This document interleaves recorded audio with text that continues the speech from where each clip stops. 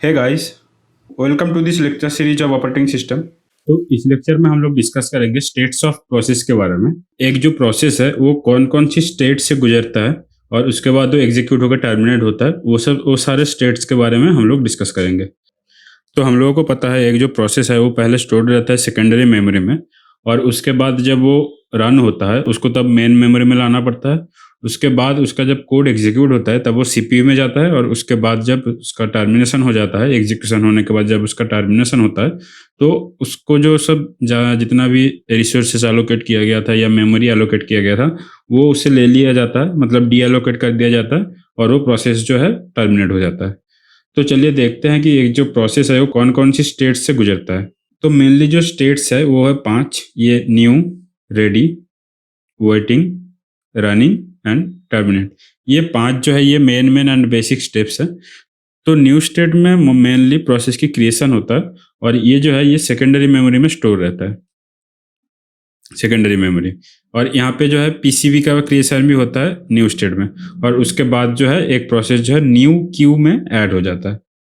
तो process creation के time वो सेकेंडरी मेमोरी में रहता है, जैसे कि मैंने पहले बताया। उसके बाद जब प्रोसेस एग्जीक्यूशन के लिए रेडी हो जाता है तब उसे मेन मेमोरी में लाया जाता है, और मेन मेमोरी में रेडी क्यू में ऐड कर दिया जाता है। तो ये हो गया मेन मेमोरी। तो जो रेडी क्यू है वो मेन मेमोरी में रहता है। तो जब प्रोसेस जो है एग्जीक्यूशन के लिए रेडी हो जाता है उसको हम लोग रेडी क्यू में लाते हैं, सेकेंडरी मेमोरी से मेन मेमोरी तक। और ये काम पूरा करता है लॉन्ग टर्म शेड्यूलर। ये जो शेड्यूलर एंड डिस्पैचर है इसके बारे में हम लोग नेक्स्ट लेक्चर में और भी डिटेल्स में जानेंगे। तो अभी के लिए जो लॉन्ग टर्म शेड्यूलर है वो न्यू क्यू से रेडी क्यू तक प्रोसेस को लाता है। जैसे कि हम लोग देख सकते हैं कि when the process is ready for the execution the program, मतलब जो कोड है, एंड द डेटा, जो रिलेटेड डेटा है, जिसको कोई अगर कुछ फाइल चाहिए या कुछ रिलेटेड डेटा है, वो सारा जो है ये लोड किया जाता है मेन मेमोरी में। And the PCB of that process, जो मेरा न्यू स्टेट में क्रिएट हुआ था, तो उस प्रोसेस की जो पीसीबी है उसको भी हम लोग रेडी क्यू में रखते हैं। तो it is in the main memory, जो मैंने बताया कि ये मेन मेमोरी में है, एंड जो कोड है, जो प्रोसेस है, वो एग्जीक्यूशन के लिए रेडी है। ओके। तो मेन मेमोरी में जो रेडी क्यू है उसमें हमारा एक साथ बहुत सारा प्रोसेस रह सकता है रेडी क्यू में। और ये प्रोसेस लाने की काम कौन करता है? Long term scheduler. तो आप अगर देखेंगे कि लॉन्ग टर्म शेड्यूलर जो है सेकेंडरी मेमोरी से मेन मेमोरी में प्रोसेस को ला रहा है, तो इसीलिए लॉन्ग टर्म शेड्यूलर जो है वो इस सिस्टम की जो मल्टी प्रोग्रामिंग डिग्री है वो कंट्रोल करता है। उसके बाद आता है रनिंग स्टेट। रनिंग स्टेट जो है वो सीपीयू में है। रेडी क्यू में मेरा मोर देन वन प्रोसेस रह सकता है, लेकिन जो मेरा सीपीयू में हमेशा वन प्रोसेस ही रहेगा, सिंगल प्रोसेस रहेगा। तो एक के बाद एक प्रोसेस आ सकता है रनिंग स्टेट में। तो जब सीपीयू मेरा खाली होगा उसके बाद डिसाइड करेगा, एक शॉर्ट टर्म शेड्यूलर रहता है, वो डिसाइड करेगा कि कौन सा प्रोसेस जो है नेक्स्ट एग्जीक्यूशन के लिए जाएगा। तो शॉर्ट टर्म शेड्यूलर उस प्रोग्राम को डिस्पैचर की मदद से रनिंग स्टेट में भेज देता है, मतलब सीपीयू में भेज देता है। तो सीपीयू जो है उसको एग्जीक्यूट करता है। अगर मेरा एक ही साथ में मेरा पूरा प्रोसेस जो है अगर वो एग्जीक्यूट हो जाता है तो उसको जो हम लोग है टर्मिनेशन स्टेट में भेज देते हैं, और उसके जो जो भी मेमोरी एलोकेशन हुआ था रैम में, या जो जो भी फाइल उसको एलोकेट हुआ था, वो सारा जो है डी एलोकेट कर दिया जाता है टर्मिनेट स्टेट में। तो अगर मेरा प्रोसेस एग्जीक्यूशन खत्म ही हो गया तो मैं उसको मेमोरी क्यों दूं? तो मैंने जैसे मल्टीटास्किंग सिस्टम की बात किया था कि जो टाइम शेयरिंग सिस्टम है उसमें मेरा जो टाइम क्वांटम है, उस टाइम क्वांटम पूरा होने के बाद एक जो प्रोसेस है उसको फिर से सीपीयू से हटा दिया जाता है और दूसरे प्रोसेस को एग्जीक्यूट होने का मौका दिया जाता है। तो इसमें क्या होगा कि मेरा रेडी स्टेट से रनिंग स्टेट में आया मेरा प्रोसेस, अगर मेरा टाइम क्वांटम के अंदर अगर वो प्रोसेस एग्जीक्यूशन खत्म हो गया तो वो टर्मिनेट स्टेट में चला जाएगा। अगर मेरा टाइम क्वांटम के अंदर उस प्रोसेस का एग्जीक्यूशन खत्म नहीं होता है तो क्या होगा, ये जो प्रोसेस है ये रनिंग स्टेट से टाइम क्वांटम के बाद फिर से रेडी स्टेट में चला जाएगा। उसके बाद दूसरा कोई प्रोसेस जो है वो जो शॉर्ट टर्म शेड्यूलर है वो लाएगा रनिंग स्टेट में, फिर से लेके चला जाएगा रेडी स्टेट में। तो ये जो काम है ये डिस्पैचर का काम है, प्रोसेस को मेन मेमोरी से सीपीयू में लाना और सीपीयू से फिर से मेन मेमोरी में डालना, ये डिस्पैचर का काम है। फिर आते हैं वेटिंग स्टेट में। अगर मान लो कि मेरा एक प्रोग्राम है, उसको 2-3 लाइन एग्जीक्यूशन होने के बाद उसको एक आईओ डिवाइस की रिक्वायरमेंट है। उसको कोई आईओ टाइम स्पेंड करना है आईओ डिवाइस में। लेकिन मेरे पास जो है सीपीयू जो है वो एक ही है एंड किसी भी एक टाइम में सीपीयू में एक ही प्रोसेस रह सकता है। तो मैं सीपीयू का वेस्ट नहीं कर सकता या सीपीयू को खाली नहीं बैठा सकता जब वो कुछ आईओ आईओ टाइम स्पेंड कर रहा है। तो उसके लिए क्या करूँगा, अगर कोई प्रोसेस ने बोला कि मुझे आईओ टाइम स्पेंड करना है, किसी आईओ डिवाइस की ज़रूरत है मुझे, तो उसमें क्या होगा, उस रनिंग स्टेट से उसको भेज दिया जाता है वेटिंग स्टेट में। उसमें बोला जाता है कि हाँ, तुम कर लो अपना जो आईओ काम है, तब तक तुम सीपीयू को खाली छोड़ दो ताकि बाकी जो प्रोसेसेस है, उसको मौका मिले सीपीयू में। तुम जब आईओ काम कर रहे हो तब तो तुम सीपीयू में एग्जीक्यूट नहीं कर सकते, तो तुम्हारा सीपीयू लेके बैठने का कोई मतलब नहीं बनता है। तो सीपीयू से जो है उस प्रोसेस को वेटिंग में भेज दिया जाता है, जब वेटिंग में वो बैठ के आईओ का काम कर सकता है। और यहाँ पे एक अच्छी चीज़ ये है कि मल्टीपल प्रोसेस जो है वेटिंग में अपना आईओ टाइम स्पेंड कर सकते हैं पैरेलली, उसमें कोई दिक्कत नहीं है। वो सीपीयू की तरह नहीं है कि हमेशा एक ही प्रोसेस रहेगा सीपीयू में। यहाँ पे वेटिंग स्टेट में मल्टीपल प्रोसेस जो है अपना आईओ वर्क पैरेलली एग्जीक्यूट कर सकता है। तो ये हो गया हमारा वेटिंग स्टेट। अगर मेरा एक आईओ वर्क खत्म हो गया एक प्रोसेस का, तो अब क्या होगा, ये डायरेक्टली सीपीयू में नहीं जा सकता। इसको जो है फिर से रेडी स्टेट में जाना पड़ेगा कि हाँ, मेरा आईओ वर्क जो है वो खत्म हो गया, अब मुझे फिर से एग्जीक्यूट करना है। तो मैं अभी रेडी हूँ एग्जीक्यूट होने के लिए, तो अभी उसको फिर से रेडी स्टेट में जाना पड़ेगा। जब शॉर्ट टर्म शेड्यूलर को सही लगेगा तब उस प्रोसेस को फिर से वो मौका देगा रनिंग स्टेट में जाने के लिए। तो ये हो गया मेरा 5 जो है मेन स्टेट्स है। अब उसके बाद जो एडिशनल स्टेट है, ये है suspended ready and suspended wait. अब आते हैं सस्पेंडेड रेडी में। ये जो सस्पेंडेड रेडी है, ये सेकेंडरी मेमोरी में होता है, ये वाला स्टेट। जैसे कि मैंने बताया था, ये रेडी स्टेट, वेटिंग स्टेट, ये सारे मेन मेमोरी में रहता है। और मेन मेमोरी जो है हमारा रैम है। तो रैम का साइज जो है लिमिटेड रहता है। कितना होगा, हम लोगों के पास जो कॉमन है 4 GB, 8 GB या मैक्सिमम हम लोग 16 GB तक यूज करते हैं जनरली जो लैपटॉप्स होते हैं। तो ये मेरा लिमिटेड है, लेकिन जो सेकेंडरी मेमोरी है वो तो बहुत ही ज़्यादा है, क्योंकि अभी 500 GB या 1 TB तक का भी आता है। तो अगर ऐसा हुआ कि मेरे पास रेडी स्टेट में, इसका मतलब मेरे पास मेन मेमोरी में बहुत सारा प्रोसेस आ गया और अभी एक नया प्रोसेस को लाना है, लेकिन मेरे पास रेडी स्टेट में बहुत सारा प्रोसेस रहने के लिए मेरे पास मेन मेमोरी में जगह ही नहीं बचा।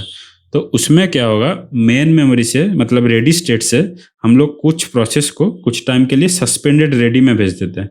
उससे क्या होगा, कुछ प्रोसेस को हम लोग मेन मेमोरी से सेकेंडरी मेमोरी में भेज देते हैं। तो उसमें क्या होता है कि मेन मेमोरी जो है थोड़ा सा खाली हो जाता है, तो हम नया प्रोसेस ला सकते हैं उसमें। तो इसमें इसका काम कब आएगा, मान लो कि मेरे पास कुछ जॉब्स है यहाँ पे J1, J2, J3, फिलहाल जो है मेन मेमोरी फुल हो गया। अब मेरे पास एक नया प्रोसेस आ गया J4। अब J4 का जो प्रायोरिटी है वो इन सारे जो प्रोसेस मेन मेमोरी में अभी है उन सबसे ज़्यादा है। तो उसका डिमांड क्या होगा, मुझे मुझे जो है अभी एग्जीक्यूट करो, क्योंकि मेरा प्रायोरिटी ज़्यादा है। तो उस टाइम क्या करेगा, ये रेडी स्टेट से कुछ प्रोसेस को सस्पेंडेड रेडी में भेज दिया जाएगा और इस J4 को जो है रेडी स्टेट में आने का मौका मिलेगा, क्योंकि उसका प्रायोरिटी ज़्यादा है। जब J4 का एग्जीक्यूशन खत्म हो जाएगा तब ये सस्पेंडेड रेडी से ये फिर से रेडी स्टेट में जा सकता है। इससे क्या होता है, जो हाई प्रायोरिटी वाला जॉब है उसको पहले एग्जीक्यूट करने का मौका भी दिया जाता है और मेमोरी का जो है वो सही से मैनेजमेंट भी हो पाता है। ये जो काम है, मेन मेमोरी से सेकेंडरी मेमोरी तक लाना और सेकेंडरी मेमोरी से फिर से मेन मेमोरी तक लाना, ये जो काम है ये करता है मीडियम टर्म शेड्यूलर।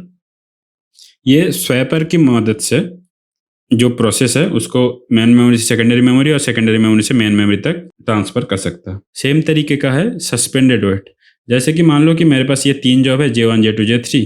तो J1 का जो है वो रनिंग स्टेट में गया, रनिंग स्टेट में कुछ देर रहने के बाद बोला कि मुझे अभी वेटिंग स्टेट में जाना है। फिर से J2 जो है रनिंग स्टेट में गया, फिर से J2 ने कुछ इंस्ट्रक्शन एग्जीक्यूट किया, फिर से बोला कि मुझे वेटिंग में जाना है। फिर J3 भी बोला मुझे वेटिंग में जाना है। तो अगर आप ध्यान देंगे तो देखा जाएगा कि मेरा जो J1, J2, J3 है ये सारा अभी मेन मेमोरी में ही है। और अगर मेरा मेन मेमोरी इस टाइम पे फुल है तो नया कोई जॉब जो है वो रेडी स्टेट में नहीं आ पाएगा। तो उससे क्या होगा कि सीपीयू जो है खाली बैठेगा। तो इसी प्रॉब्लम को सॉल्व करने के लिए क्या किया जाता है कि कुछ वेटिंग जो जॉब है सस्पेंडेड वेट में भेज दिया जाता है। ये सस्पेंडेड वेट जो है ये सेकेंडरी मेमोरी में होता है। तो इससे क्या होगा, अगर मैं वेटिंग से अगर कुछ जॉब को मैं सस्पेंडेड वेट में भेज देता हूँ तो अल्टीमेटली मेरा मेन मेमोरी जो है थोड़ा सा खाली हो जाता है, तो मैं नया जॉब को ला सकूंगा। और सस्पेंडेड वेट से भी कुछ जॉब जो है अपना आईओ टाइम स्पेंड कर सकता है, जो अपना आईओ वर्क है वो पूरा कर सकता है। जब इसका काम हो जाएगा सस्पेंडेड वेट से, ये सस्पेंडेड वेट से फिर से वेटिंग स्टेट में जा सकता है, फिर से यहाँ पे भी आईओ काम पूरा करके फिर से रेडी में जा सकता है। या फिर अगर सस्पेंडेड वेट में अगर अपना आईओ काम पूरा कर लिया तो ये सीधा सस्पेंडेड रेडी में भी जा सकता है। सस्पेंडेड रेडी से ये रेडी में जाएगा, फिर से वो अपना मेन स्ट्रीम में आ सकता है। तो ये दो तरीके से हो सकता है, ये सीधा वेटिंग में भी जा सकता है ये, या सस्पेंडेड रेडी में भी जा सकता है, कोई प्रॉब्लम नहीं है। तो ये वाला भी जो काम है ये मीडियम टर्म शेड्यूलर का ही काम है। ये स्वैपर की मदद से वेटिंग से सस्पेंडेड वेट में प्रोसेस को ला सकता है और सस्पेंडेड वेट से फिर से वेटिंग में प्रोसेस को लेके जा सकता है। तो फिर से एक बार रिकैप कर लेते हैं। ये जो न्यू स्टेट है ये सेकेंडरी मेमोरी में है, ये सस्पेंडेड रेडी सेकेंडरी मेमोरी में है, ये सस्पेंडेड वेट भी सेकेंडरी मेमोरी में है। ये रेडी स्टेट जो है ये मेन मेमोरी में है, और जो वेटिंग स्टेट है ये भी मेन मेमोरी में है। रनिंग स्टेट में जब प्रोग्राम एग्जीक्यूट होता है वो एग्जीक्यूशन सीपीयू में होता है, और टर्मिनेट के बाद उससे सारा कुछ जितना भी मेमोरी एलोकेट किया जाता है, जो रिसोर्स एलोकेट किया गया है वो उससे ले लिया जाता है, डी एलोकेट कर दिया जाता है। तो न्यू स्टेट में जो है प्रोसेस की क्रिएशन होता है, पीसीबी का क्रिएशन होता है, एग्जीक्यूशन के लिए रेडी हो जाता है, तब वो सेकेंडरी मेमोरी से मेन मेमोरी में आ जाता है लॉन्ग टर्म शेड्यूलर की मदद से। उसके बाद जब उसको मौका मिलता है, जब शॉर्ट टर्म शेड्यूलर डिसाइड करता है कि हाँ मुझे इस प्रोसेस को अब एग्जीक्यूट करना चाहिए, तब वो डिस्पैचर के जरिए रनिंग स्टेट में भेज देता है। वहाँ पे उसका एग्जीक्यूशन होता है। अगर वो एग्जीक्यूशन पूरा कर लेता है तो वो टर्मिनेट स्टेट पे चला जाता है। अगर उसको कुछ आईओ जब पूरा करना है तो वेटिंग स्टेट में आ जाता है। अगर आईओ जब पूरा कर लिया तब वो फिर से रेडी स्टेट में चला जाता है। ये हो गया जो बेसिक स्टेट्स है उसका काम। अगर मेरा मेन मेमोरी फुल हो रहा है, रेडी स्टेट में बहुत सारा जॉब आ गया और मेरा कुछ हाई प्रायोरिटी वाला जॉब को फिर भी मौका देना है, तो मैं क्या करूंगा कि रेडी स्टेट से जो है कुछ जॉब को सस्पेंडेड रेडी में लाऊंगा, उस हाई प्रायोरिटी वाला जॉब को मौका दूंगा, वो एग्जीक्यूट हो जाएगा।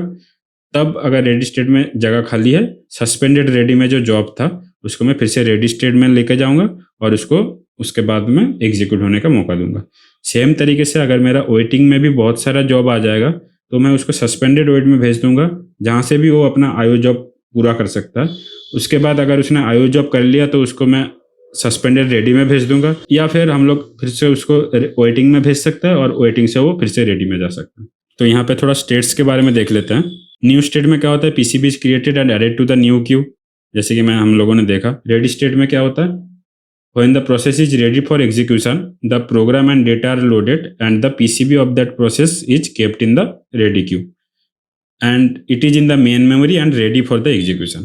जैसे कि हम लोगों ने देखा कि जो रेडी स्टेट है वो मेन मेमोरी में होता है, और जब वो रेडी हो जाता है जॉब तो हम लोग जो है वो प्रोग्राम और सारे साथ उसका जो डेटा है पीसीबी है उसको हम लोग मेन मेमोरी में लाते हैं।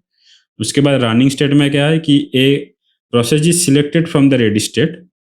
यहाँ पे जैसे है कि शॉर्ट टर्म शेड्यूलर डिसाइड करता है कि कौन सा प्रोसेस को एग्जीक्यूट करना है, तो यहाँ पे बोल रहा है कि process is selected from the ready state and dispatched to CPU. जैसे कि हम लोगों ने देखा कि यहाँ पे डिस्पैचर के जरिए डिस्पैच्ड होता है, dispatch to CPU and here it is being executed, वहाँ पे सीपीयू में एग्जीक्यूट होता है। At any point only single job will be there in the running state. ये मैंने ऑलरेडी डिस्कस किया कि ओनली सिंगल प्रोसेस जो है रनिंग स्टेट में रह सकता है, लेकिन रेडी क्यू में भी मोर देन वन प्रोसेस रह सकता है। रनिंग स्टेट छोड़ के बाकी कोई भी स्टेट में मोर देन वन जॉब रह सकता है। उसके बाद आता है ब्लॉक्ड और waiting state. When a process needs to perform a IO operation, तो जैसे कि मैंने बोला कि जब एक प्रोसेस को आईओ ऑपरेशन एग्जीक्यूट करना है तब उसको it is remove from the CPU, CPU से रिमूव कर दिया जाता है and sent to blocked state और वेटिंग स्टेट, उसको उस स्टेट में भेज दिया जाता है। In this state it spends its IO time and multiple jobs can perform its IO job simultaneously. ये भी मैंने डिस्कस किया कि सीपीयू की तरह नहीं कि वहाँ पे बस एक ही प्रोसेस रह सकता है, ये वेटिंग स्टेट में मल्टीपल प्रोसेस जो है अपना आईओ जॉब साइमल्टेनियसली पूरा कर सकता है। टर्मिनेट स्टेट क्या है कि when the execution is completed, the process is removed from the main memory and PCB is deleted.